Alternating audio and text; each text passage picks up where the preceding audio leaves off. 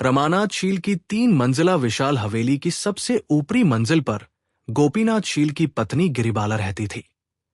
उसके शयन कक्ष के दक्षिणी दरवाजे के सामने कुछ गमलों में बेला और गुलाब के फूल लगे थे।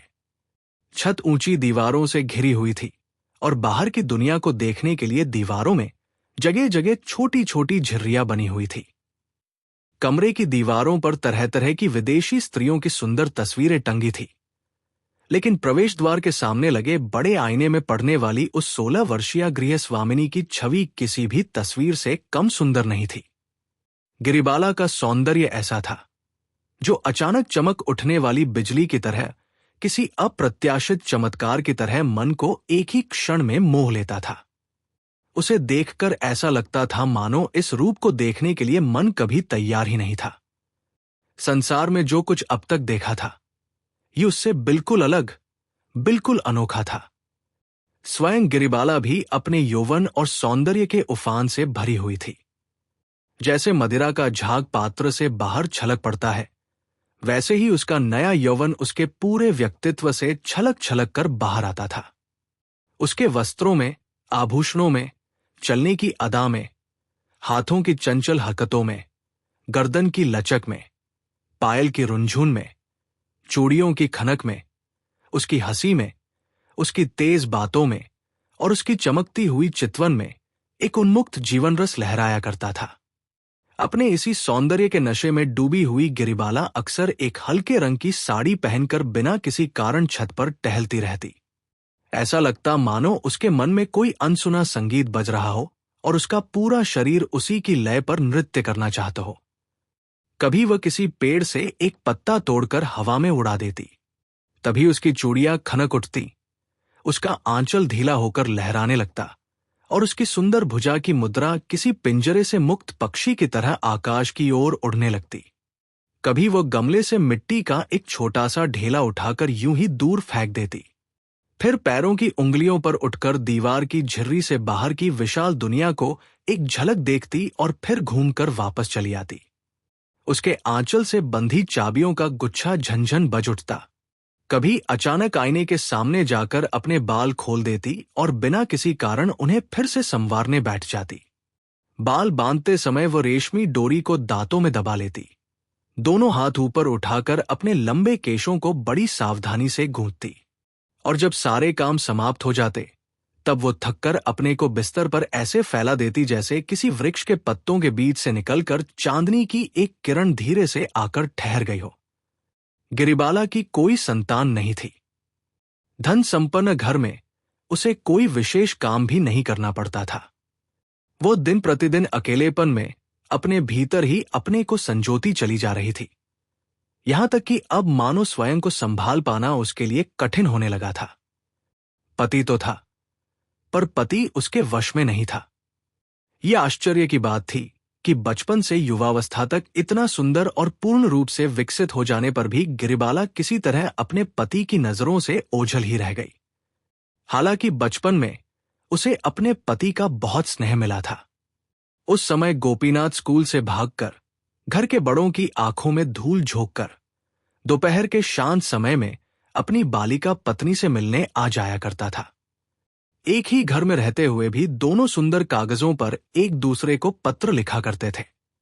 गोपीनाथ अपने मित्रों को वे प्रेम पत्र दिखाकर गर्व महसूस करता था। छोटी छोटी और कई बार काल्पनिक बातों पर दोनों के बीच रूठना मनाना भी चलता रहता था। लेकिन तभी गोपीनाथ के पिता की मृत्यु हो गई और वह स्वयं घर का मालिक बन बैठा।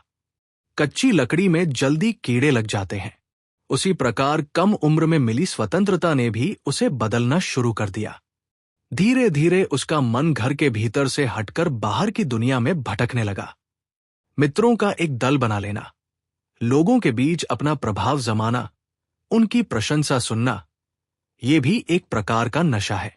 जिस प्रकार नेपोलियन को असंख्य लोगों और विशाल इतिहास पर अपना प्रभाव फैलाने का आकर्षण था, उसी प्रकार एक छोटी सी बैठक का छोटा सा मालिक भी अपने छोटे से समूह पर अधिकार जमाने में वैसा ही आनंद महसूस करता है।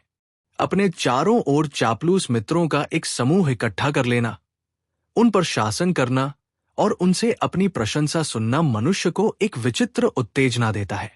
और इसी नशे में लोग कभी कभी अपनी संपत्ति, अपनी प्रतिष्ठा और यहां तक कि अपना जीवन भी दांव पर लगाने को तैयार हो जाते हैं। गोपीनाथ अपने मित्रों के उस रंगीन समूह का नेता बनकर पूरी तरह उसी दुनिया में डूब गया। हर दिन वो नई नई मौज मस्ती, नई शरारतों और नई प्रशंसाओं में अपना गौरव खोजने लगा। उसके साथी कहा करते थे कि मित्रों की मंडली में विनोद और रंगीन मिजाज के मामले में गोपीनाथ का कोई मुकाबला नहीं।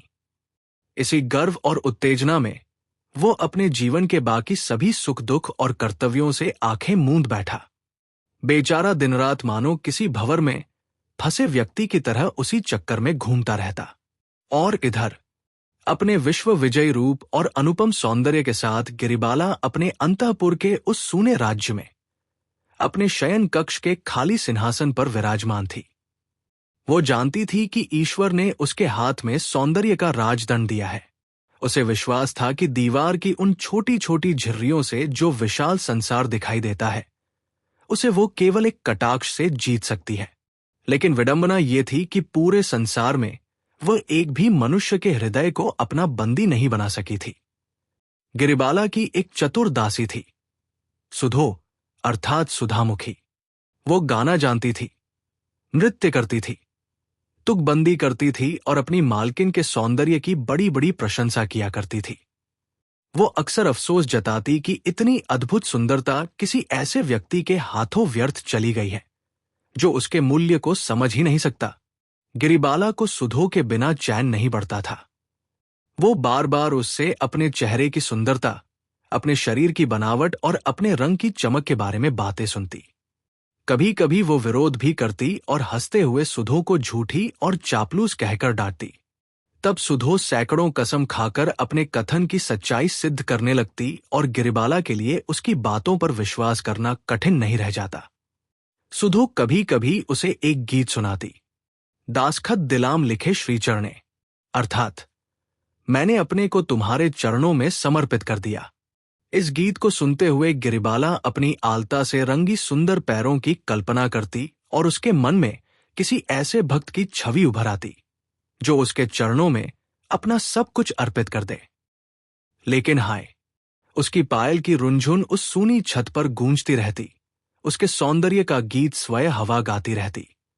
फिर भी कोई ऐसा प्रेमी नहीं आया जो अपना जीवन उसके चरणों में समर्पित कर देता। जिसे गोपीनाथ ने अपना दास बना लिया था, उसका नाम था लवंग। वह रंगमंच की एक अभिनेत्री थी। वह मंच पर इतनी सुंदर अभिनय करती कि दर्शक मंत्रमुग्ध हो जाते। जब वह बनावटी आंसुओं और नाक से निकली धीमी करुण आवाज में प्राणनाथ और प्राणेश्वर कहकर पुकारती, तब सामने बैठे दर्शक उत्साह से भर उठते और चारों ओर से आवाज आने लगती, एक्सीलेंट, एक्सीलेंट। गिरिबाला पहले भी कई बार अपने पति के मुंह से इस अभिनेत्री की अद्भुत प्रतिभा का वर्णन सुन चुकी थी। उस समय तक उसका पति पूरी तरह उससे दूर नहीं हुआ था। तब भी उसके मन में एक हल्की सी ईर्ष्या जन्म लेती थी। वह ये सहन नहीं कर पाती थी कि किसी दूसरी स्त्री के पास ऐसी कोई कला हो जो उसके पास न हो। इसी ईर्ष्या और जिज्ञासा में उसने कई बार थिएटर देखने की इच्छा प्रकट की, लेकिन गोपीनाथ कभी तैयार नहीं हुआ। आखिर एक दिन उसने पैसे देकर सुधो को थिएटर देखने भेज दिया। सुधो लौटकर आई और बड़ी नागभों सिकोड़कर अभिनेत्री और थिएटर की दुनिया की निंदा करने लगी। उसने कहा कि वे स्त्रियां न सुंदर हैं, न शालीन, और जो पुरुष उनसे मोहित हो जाते हैं उनकी रुचि भी अच्छी नहीं कही जा सकती। ये सुनकर गिरिबाला को कुछ संतोष मिला, लेकिन जब उसका पति सचमुच उससे दूर चला गया तब उसके मन में संदेह पैदा हुआ। उसे लगा, कहीं सुधो ने उससे झूठ तो नहीं कहा। जब उसने अपनी शंका प्रकट की तब सुधो ने उसे छूकर बार बार विश्वास दिलाया कि लवंग का रूप किसी जली हुई लकड़ी के टुकड़े की तरह नीरस और कुरूप है। लेकिन गिरिबाला समझ नहीं पाई कि यदि ऐसा है तो फिर उसमें ऐसा आकर्षण कहाँ से आया कि उसका पति उसके मोह में बंध गया। इस विचार ने उसके अभिमान को गहरी चोट पहुंचाई और उसका मन भीतर ही भीतर जलने लगा। आखिरकार एक दिन संध्या के समय वह चुपचाप सुधो को साथ लेकर थिएटर देखने चली गई। निषिद्ध कामों का आकर्षण कुछ अलग ही होता है। उसके हृदय में एक हल्का सा कंपन उठ रहा था और उसी रोमांच में रोशनी से जगमगाता, लोगों से भरा, संगीत और वाद्यों से गूंजता वह रंगमंच उसे और भी अधिक सुंदर लगने लगा। अपने उस एकाकी और उदास अंतःपुर से निकलकर वह जैसे किसी उत्सवलोक में पहुंच गई थी। उसे सब कुछ एक स्वप्न जैसा लगने लगा। उस दिन मंच पर मान भंजन नाटक का अभिनय हो रहा था।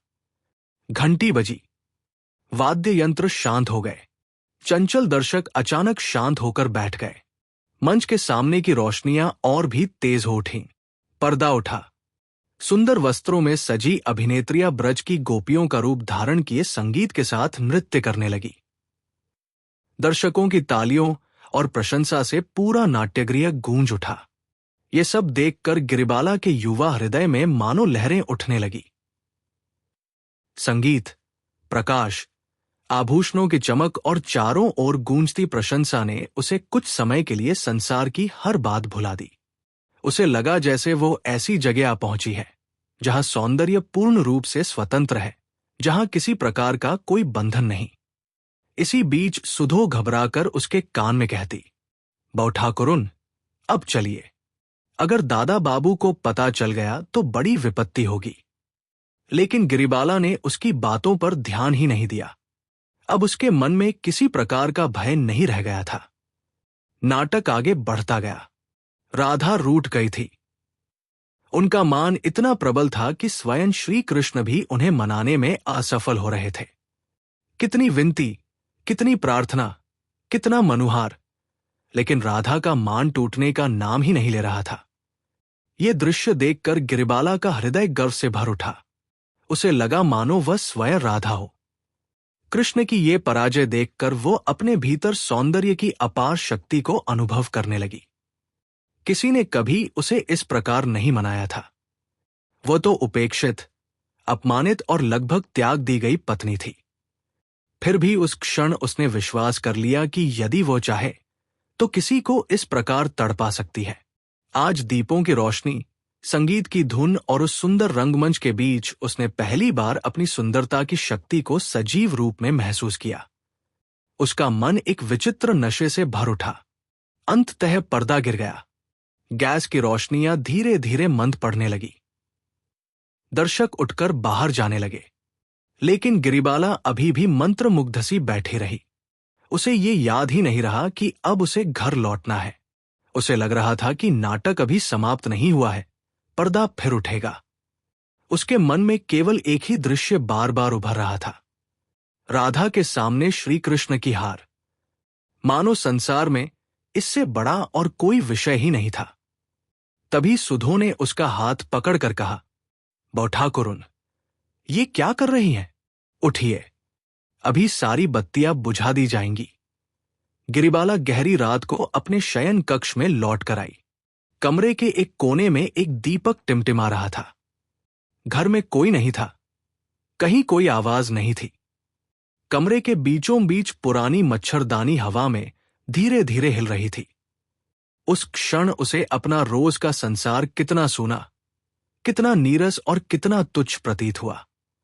कहाँ वो प्रकाश, संगीत और सौंदर्य से भरा संसार, जहां वह अपने संपूर्ण वैभव के साथ संसार के केंद्र में विराजमान हो सकती थी, जहां वो कोई साधारण उपेक्षित स्त्री नहीं थी। उस दिन के बाद से वह लगभग हर सप्ताह थिएटर जाने लगी। समय बीतने के साथ उसका पहला मोह कुछ कम अवश्य हुआ। अब वह अभिनेत्रियों के चेहरे पर लगे रंगरोगन, उनके सौंदर्य की कमियां और अभिनय की कृत्रिमता को भी पहचानने लगी थी। लेकिन फिर भी उसका आकर्षण समाप्त नहीं हुआ। जैसे युद्ध का संगीत सुनकर किसी योद्धा का हृदय उत्साह से भर उठता है, वैसे ही रंगमंच का पर्दा उठते ही उसका मन भी विचित्र उत्तेजना से भर जाता। वह ऊंचा, सजा धजा मंच, सुनहरी सजावट, चित्रों, संगीत और कविता के जादू से भरा हुआ वह संसार, हजारों मोहित आंखों का केंद्र, पर्दे के पीछे छिपे रहस्य का आकर्षण और चमकती रोशनियों के बीच सबके सामने प्रकट होती सौंदर्य की वरानी। ऐसा मायामय सिंहासन संसार में और कहाँ हो सकता था? एक दिन उसने थिएटर में अपने पति को भी देखा, और जब उसने गोपीनाथ को किसी अभिनेत्री के अभिनय पर पागलों की तरह उत्साहित होते देखा, तब उसके मन में पति के प्रति गहरी अवमानना भर गई। उसने सोचा, काश कभी ऐसा दिन आए जब यही पुरुष उसके सौंदर्य से आकर्षित होकर जले हुए पतंगे की तरह उसके चरणों में आ गिरे, और वो अपने पैरों के नाखूनों के किनारे से भी उसकी ओर उपेक्षा फेंककर गर्व से आगे बढ़ जाए। तभी उसके इस व्यर्थ सौंदर्य और व्यर्थ यौवन को सार्थकता मिलेगी। लेकिन वह दिन कभी नहीं आया। अब तो गोपीनाथ के दर्शन ही दुर्लभ हो गए थे। वो अपने उन्मत्त जीवन की आंधी में मित्रों की टोली के साथ जाने कहा भटकता फिर रहा था। एक दिन चैत्र मास की बसंती पूर्णिमा थी। गिरिबाला ने बसंती रंग की साड़ी पहन रखी थी और दक्षिण से आती मंद हवा में उसका आंचल बार बार उड़ रहा था।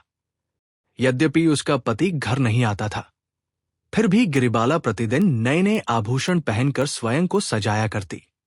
हीरे और मोतियों के गहने उसके मन में एक विचित्र उत्साह जगा देते थे। उनकी चमक और उनकी रुंझुन मानो उसके चारों ओर एक जादुई लहर पैदा कर देती थी।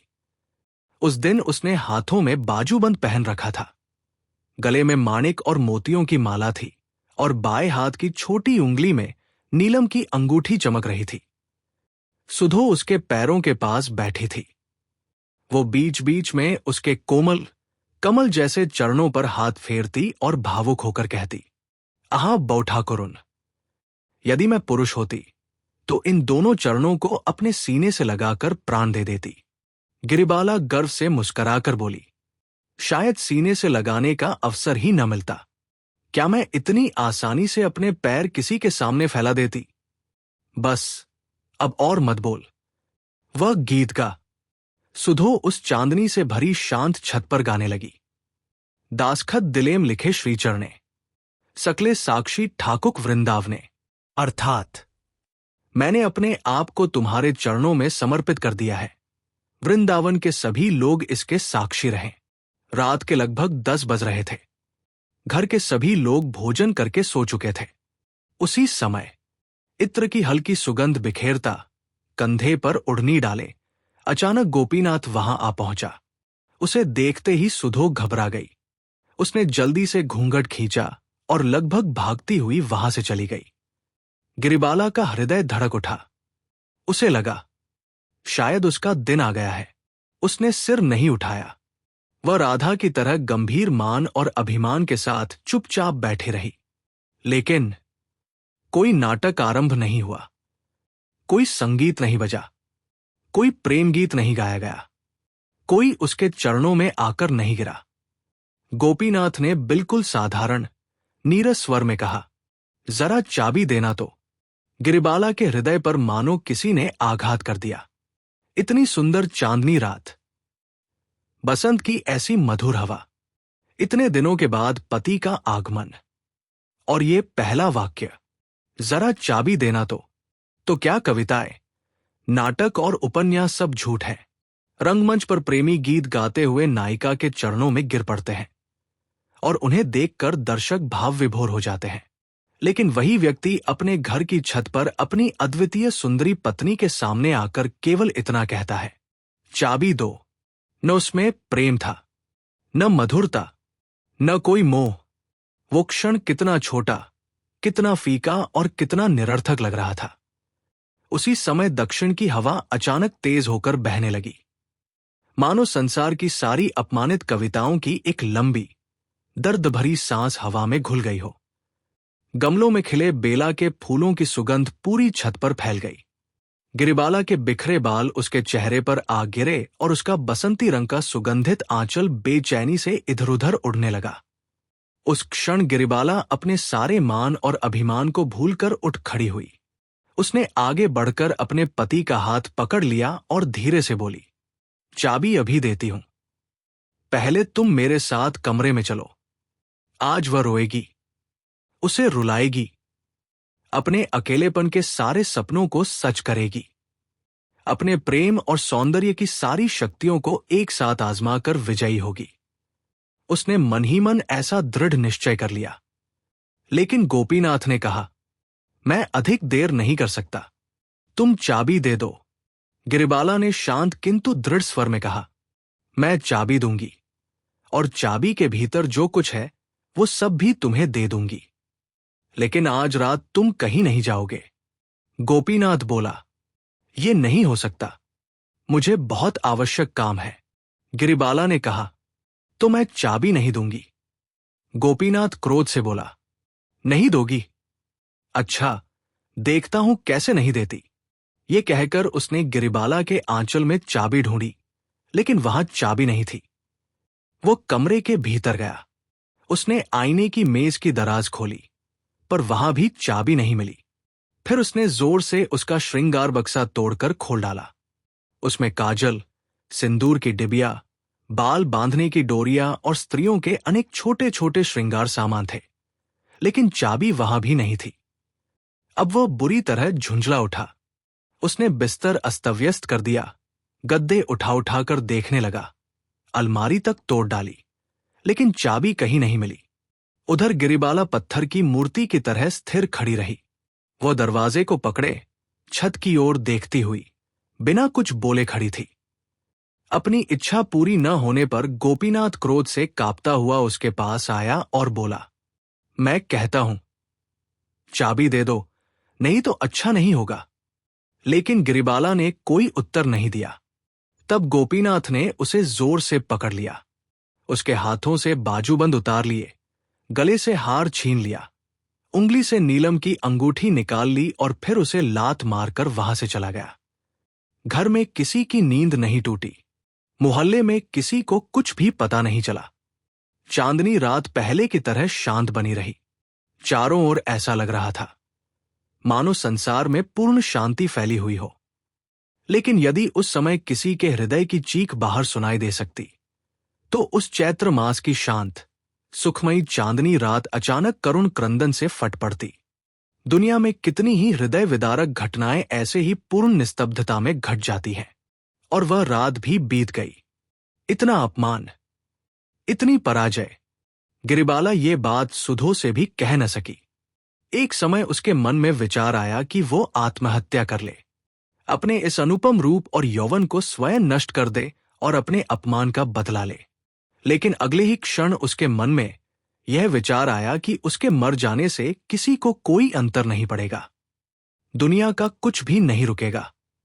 उसके सौंदर्य के नष्ट हो जाने से संसार को कितनी हानि होगी, ये अनुभव करने वाला भी कोई नहीं होगा।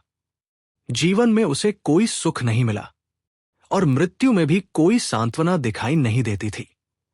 अंततः एक दिन गिरिबाला ने कहा, मैं अपने मायके जा रही हूं। उसका मायका कलकत्ता से बहुत दूर था। घर के सभी लोगों ने उसे रोकने की कोशिश की। सबने बहुत समझाया, बहुत मना किया, लेकिन घर की स्वामिनी ने किसी की एक न सुनी। वह किसी को अपने साथ भी नहीं ले गई। उधर गोपीनाथ भी अपने मित्रों की पूरी मंडली के साथ नौका विहार के लिए कहीं चला गया था। वो कितने दिनों के लिए गया है, कहाँ गया है, ये किसी को भी मालूम नहीं था। गंधर्व थिएटर में गोपीनाथ लगभग हर नाटक के प्रदर्शन में उपस्थित रहता था। वहां मनोरमा नामक नाटक में लवंग मुख्य भूमिका निभाती थी। गोपीनाथ अपने मित्रों के साथ सामने की पंक्ति में बैठकर उसके अभिनय पर ऊंची आवाज में वाह वाह करता, मंच पर फूलों के गुलदस्ते फेंकता और अपने उत्साह का प्रदर्शन करता। कभी कभी तो वो इतना अधिक शोर शराबा कर देता कि दूसरे दर्शक अत्यंत परेशान हो उठते। फिर भी थिएटर के संचालक उसे रोकने का साहस नहीं करते थे। लेकिन एक दिन सीमा पार हो गई। उस दिन गोपीनाथ कुछ नशे में था। वह सीधे ग्रीन रूम में जा पहुंचा और वहां भारी हंगामा खड़ा कर दिया। किसी छोटी सी बात को लेकर उसने स्वयं को अपमानित महसूस किया और क्रोध में आकर एक अभिनेत्री के साथ दुर्व्यवहार करने लगा। उस अभिनेत्री की चीख और गोपीनाथ की गालियों से पूरा नाट्यगृह स्तब्ध रह गया। उस दिन थिएटर के संचालक और अधिक सहन नहीं कर सके। उन्होंने पुलिस की सहायता से गोपीनाथ को थिएटर से बाहर निकलवा दिया। यह अपमान गोपीनाथ सह नहीं पाया। उसने मन ही मन इसका बदला लेने की ठान ली। उधर थिएटर वालों ने दुर्गा पूजा से लगभग एक महीने पहले अपने नए नाटक मनोरमा की भव्य घोषणा कर दी थी। पूरे कलकत्ता शहर में उसके विज्ञापन छा गए थे। अखबारों, पोस्टरों और पर्चों से मानो पूरा शहर भर गया था। ऐसे समय अचानक एक दिन गोपीनाथ मुख्य अभिनेत्री लवंग को साथ लेकर नाव में बैठकर कहीं गायब हो गया। दोनों कहा गए, किसी को कुछ पता नहीं चला। थिएटर वालों पर मानो संकट टूट पड़ा। उन्होंने कई दिनों तक लवंग की प्रतीक्षा की, लेकिन जब उसके लौटने की कोई आशा नहीं रही, तब उन्हें मजबूर होकर एक नई अभिनेत्री को मनोरमा की भूमिका सिखानी पड़ी। इस कारण नाटक के प्रदर्शन में कुछ देर अवश्य हो गई, किंतु आश्चर्य की बात यह थी कि इससे थिएटर को कोई विशेष हानि नहीं हुई, बल्कि दर्शकों की भीड़ और बढ़ गई। नाट्यशाला में लोगों के बैठने की जगह नहीं बचती थी। सैकड़ों लोग टिकट न मिलने के कारण वापस लौट जाते थे। अखबारों में भी नई अभिनेत्री की प्रशंसा की कोई सीमा नहीं थी। उसकी ख्याति दूर दूर तक फैल गई। आखिरकार यह प्रशंसा गोपीनाथ के कानों तक भी पहुंची। वो बेचैन हो उठा। ईर्ष्या और उत्सुकता से भरकर वह स्वयं उस अभिनय को देखने चला आया। नाटक का पहला पर्दा उठा। आरंभ में मनोरमा एक दीनहीन दासी के रूप में अपने ससुराल में रहती दिखाई गई। वह अत्यंत विनम्र और संकोची थी।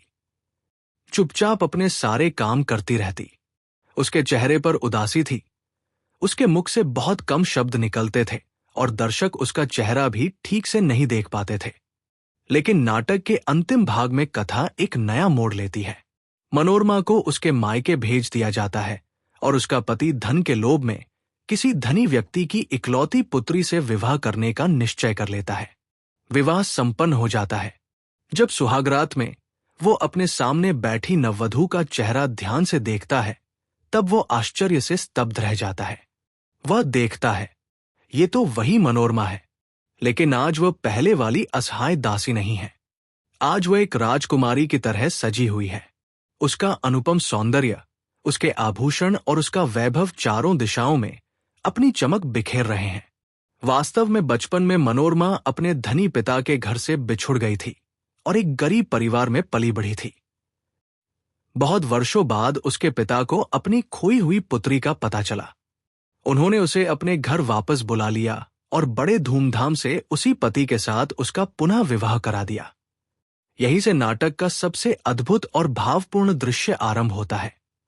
वास्तव में बचपन में मनोरमा अपने धनी पिता के घर से बिछुड़ गई थी और एक गरीब परिवार में पली बढ़ी थी। बहुत वर्षों बाद उसके पिता को अपनी खोई हुई पुत्री का पता चला। उन्होंने उसे अपने घर वापस बुला लिया और बड़े धूमधाम से उसी पति के साथ उसका पुनः विवाह करा दिया। यहीं से नाटक का सबसे अद्भुत और भावपूर्ण दृश्य आरंभ होता है। अब सुहागरात के कक्ष में रूठने मनाने का दृश्य प्रारंभ हुआ, लेकिन तभी दर्शकों के बीच अचानक भारी हलचल मच गई। जब तक मनोरमा फीके वस्त्रों में, सिर पर घूंघट डाले, एक साधारण दासी के रूप में मंच पर थी, तब तक गोपीनाथ शांत बैठा हुआ अभिनय देख रहा था।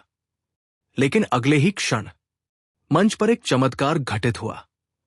मनोरमा चमकते आभूषणों से सुसज्जित लाल वस्त्र धारण किए, सिर से घूंघट हटाकर अपने अनुपम सौंदर्य की उज्ज्वल आभा बिखेरती हुई बसरगृह में आकर खड़ी हो गई।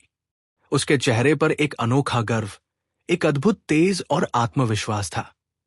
उसने हल्की सी गर्दन तिरछी करके पूरे दर्शक समूह की ओर देखा और फिर विशेष रूप से सामने बैठे गोपीनाथ की ओर उसने बिजली की चमक जैसी एक तीखी, उपेक्षापूर्ण दृष्टि डाली। उसे क्षण में मानो पूरा नाट्यगृह स्तब्ध रह गया। अगले ही पल दर्शकों के हृदय उमड़ पड़े। चारों ओर से तालियों की गड़गड़ाहट गूंज उठी। लोग उत्साह और प्रशंसा से भरकर लगातार ताली बजाने लगे। पूरा थिएटर देर तक तालियों और जय जयकार से कांपता रहा। लेकिन उसी समय गोपीनाथ अचानक अपनी सीट से खड़ा हो गया। उसका चेहरा पीला पड़ गया था। वह विस्मय और उत्तेजना से कांपते हुए चीख उठा, गिरिबाला, गिरिबाला। उसकी आवाज पूरे थिएटर में गूंज उठी। वह पागलों की तरह मंच की ओर दौड़ा और स्टेज पर चढ़ने की कोशिश करने लगा, लेकिन वादकों और कर्मचारियों ने उसे पकड़ लिया। इस अचानक हुए व्यवधान से दर्शक अत्यंत क्रोधित हो उठे। रस भंग हो गया था। चारों ओर से आवाजें आने लगी। इसे बाहर निकालो, दूर करो इसे, बाहर ले जाओ। लोग अंग्रेजी और बंगला दोनों भाषाओं में चिल्लाने लगे। उधर गोपीनाथ मानो अपना मानसिक संतुलन खो चुका था। वो टूटी हुई आवाज में बार बार चिल्ला रहा था, मैं उसे मार डालूंगा, मैं उसे मार डालूंगा। उसी समय पुलिस वहां आ पहुंची। उन्होंने गोपीनाथ को पकड़ लिया और उसे खींचते हुए थिएटर से बाहर ले गए। और फिर पूरा कलकत्ता शहर आंखें भर भर कर, मंत्रमुग्ध होकर गिरिबाला के अभिनय को देखता रहा। केवल एक व्यक्ति उस दृश्य से वंचित रह गया। वह था गोपीनाथ। पूरा कलकत्ता शहर आंखें भरकर, मंत्रमुग्ध होकर गिरिबाला के अभिनय को देखता रहा। लेकिन उस जगमगाते मंच पर, उस विजय के क्षण में, एक व्यक्ति के लिए कोई स्थान नहीं था। वह था गोपीनाथ। जिस स्त्री के प्रेम को उसने कभी महत्व नहीं दिया, जिसके सौंदर्य को उसने अनदेखा कर दिया, वही आज हजारों लोगों के हृदय पर राज कर रही थी। और गोपीनाथ, वह केवल दूर खड़ा, असहाय और पराजित होकर उसे देखता रह गया। यही थी उसके अहंकार की हार। यही था उसके उपेक्षित प्रेम का प्रतिशोध। और शायद यही था गिरिबाला के मान का सच्चा भंजन। इसी के साथ समाप्त होती है गुरुदेव रविंद्रनाथ ठाकुर की मार्मिक कहानी मान भंजन। अगर आपको ये कहानी पसंद आई हो तो कमेंट करके जरूर बताइए। आपके विचार और सुझाव हमारे लिए बहुत महत्वपूर्ण है। चैनल को सब्सक्राइब करना न भूलें ताकि ऐसी ही साहित्यिक और भावनात्मक कहानियां आप तक लगातार पहुंचती रहें। फिर मिलेंगे एक नई कहानी के साथ। धन्यवाद।